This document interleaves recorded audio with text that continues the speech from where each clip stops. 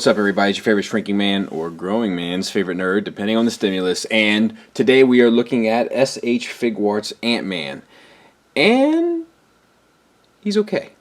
We're going to talk about all the pros and cons of him, but we're going to talk about the accessories first. So let's set him aside, and we'll look at his little... I don't really know. Hasbro did this too.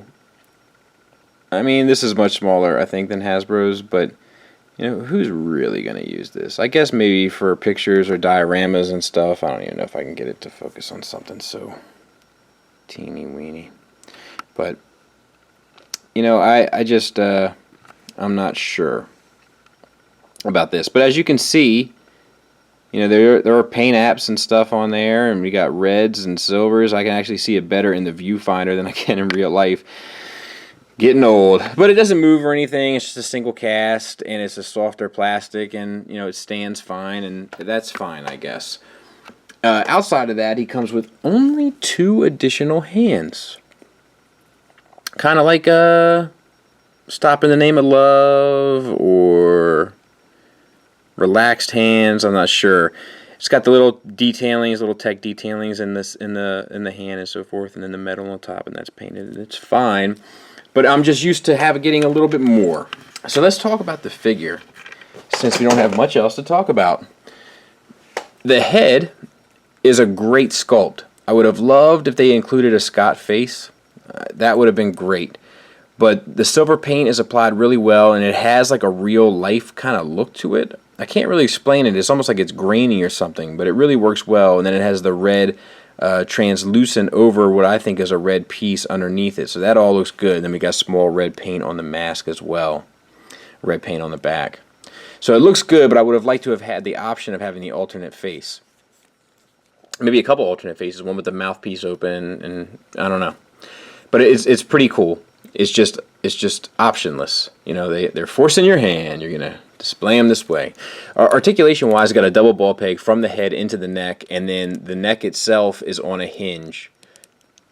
So articulation is pretty crazy. Down to there, up to there. My head's a little loose. Is it a little loose?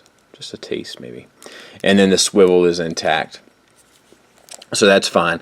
We'll talk about the detailings kind of throughout so that we can just sort of move through the transformation. It's late. I've been doing these reviews later recently because it's been crazy with all the kids and everybody. But silver paint, all the suit texturing is all sculpted, as well as like the line work. So like the little like honeycomb pattern, the line work, the little rivets, all that stuff is sculpted. The red is painted. It's a little bit more muted than that red, as it should be. I don't think that's a color mistake. And silver paint on the gauntlets, they all look good. They're all sculpted, so that looks fine. And that's sort of the detailings throughout. So where you see all this line work and stuff, that's all sculpt. Where you see the color break up from this like darker black plastic or like a brownish, blackish plastic, any other color differentiation is paint. And then there's no dry brushing or inking or washing or anything like that. So what you see is what you get. So let's move forward. We have, that feels like a single ball peg to me. Might be a double. Yes, it is. There's at least a hinge. It might be a ball peg on a hinge. That would make a little bit more sense. So that gets you an ab crunch to there. And a really good back, but you got some significant gappage once you go too far back. Relaxed pose, standard pose, lean it forward, he's going to be fine. And it swivels, so that's nice as well. So no real problems there outside of some pretty significant gappage once you get to an extreme angle. For the arms, we have the ball peg going inside, coming out to a ball hinge. So you get the hinge action up and down, and you get the swivel. And then this piece here that the ball joint is going into is a butterfly joint, which works out, getting you to get his arm not a crazy angle for what you would think, but fairly decently across. Same for the other side.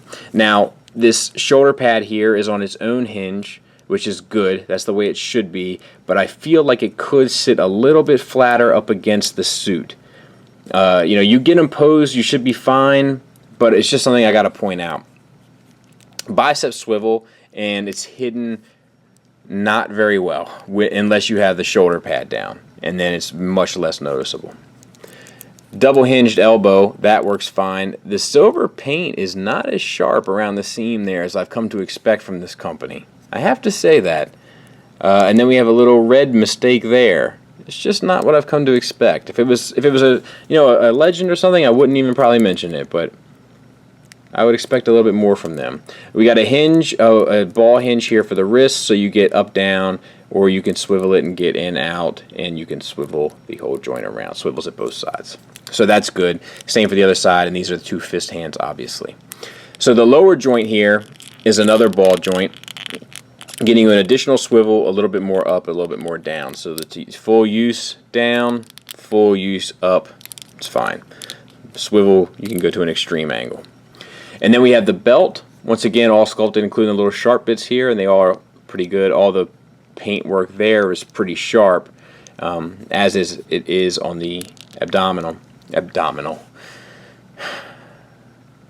I give up. Abdomen. And then all this stuff around the pelvis area looks good too. But it does look a little weird going from the pelvis to the thigh with that extra piece in there. That does look a little strange to me. But I don't know. Is this drop down? Yeah, it's just tight. Tight drop down ball pegs, T-jointed ball pegs. So you can go from a T to a Y basically. And then that gets you out to there. So pretty decent angle. And then up to there. So that's pretty good. And then the thigh swivel is built into the bottom of it, and that's really tight as well. Double jointed knee, getting you the full Monty, and all the paintwork on the pants looks really sharp on both sides. So that's nice. And the knee joint is pretty cool too. And then we have the same sort of textures and detailings going on down here in the calf. And then the foot, you got an ankle tilt down to there, up to there, an additional toe hinge that's really well done, I must say. Gotta point that out. And then a rocker at a good angle. So that's cool too. So overall, it does everything you need it to do, just doesn't do it as beautifully as I've seen them do it in the past. Size comparison wise, there he is with my other two Avengers. listen to me. My other two Avengers. You know what it is? It's, yeah, like, let's have a moment and talk a bit. My wife doesn't have a problem with me collecting, right? In all honesty. I mean, if she did, we'd be divorced. Do you know what I mean? Like, it would be ridiculous, or I had to stop collecting. So she doesn't have a problem with me collecting. What she does have a problem with me doing is collecting new lines, like new collections. Like, she has a problem with me adding on new collections to what I am already collecting.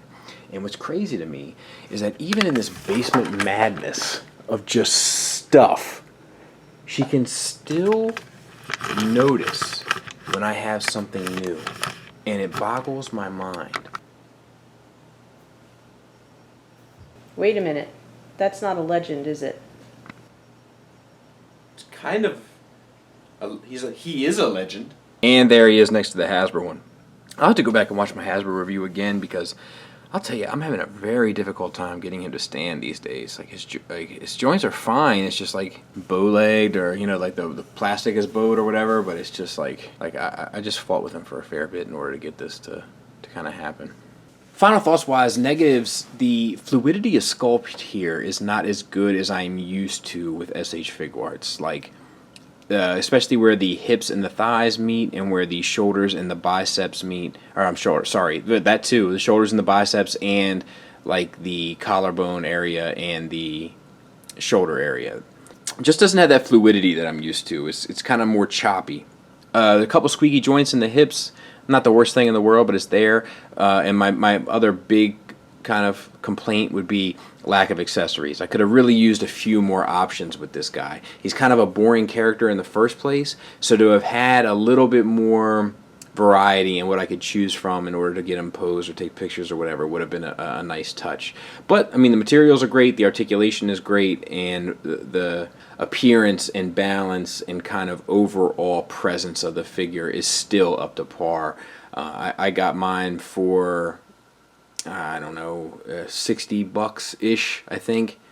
and it's not the best $60 I've ever spent, but it's not the worst. I would say that on a SH Figuarts Avengers shelf, he's gonna work out just fine. But if you're a Legends collector and you're just kind of inserting SH Figuarts stuff here and there, kind of cherry picking, this wouldn't be at the top of my list. So thanks for listening. Thanks for watching. Until next time, take care.